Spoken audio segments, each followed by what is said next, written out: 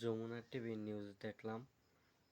Jamuna TV news করছে এই 17 বছরে এইভাবে ঢাকা থেকে গ্রামে বাসায় ফিরতে পারছে না জনগণ সুষ্ঠুভাবে।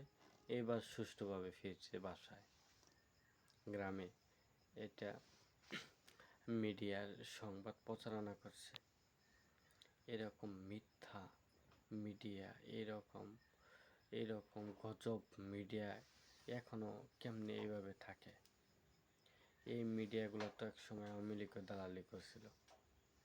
দালালি করতে করতে এক অবস্থা করেছে না এগুলা মিডিয়া, আজ সেই অবস্থায় আবার করছে।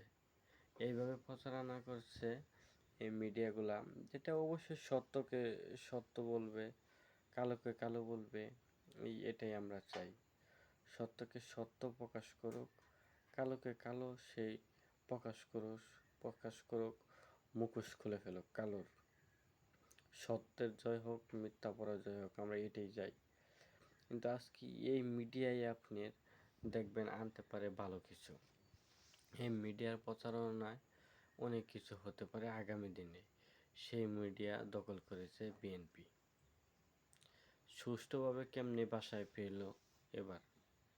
একটা যাত্রীর ধরেন 100 টাকার ভাড়া, সেটা 500 টাকা ভাড়া হয়েছে। 500 দিতে হয়, তারপরও আসতে পারে না ঠিকমতে সিটে বসে।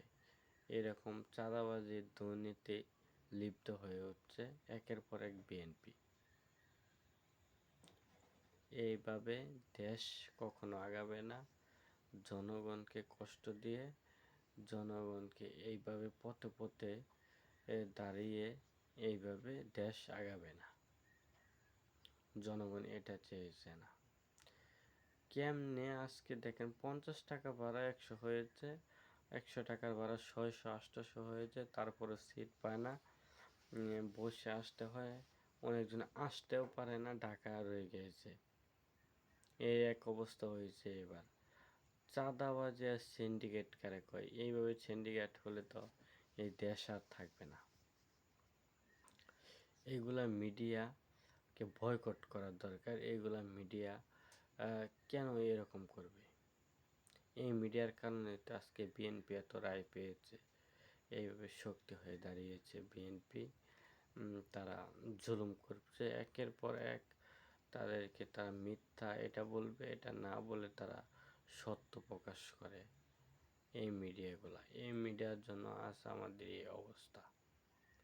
এই মিডিয়াগুলো যদি সত্য নিউজ করতো, আজকে এই দেশে এইরকম অবস্থা হয় না।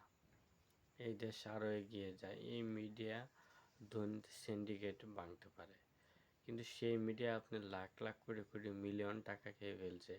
সেই মিডিয়া কি সত্য নিউজ করবে? সে তো মিথ্যা নিউজই করবে। তার টাকা কামানি হয়ে গেছে, তার জন্য সে এটা করবে না। এটাই নিয়ম।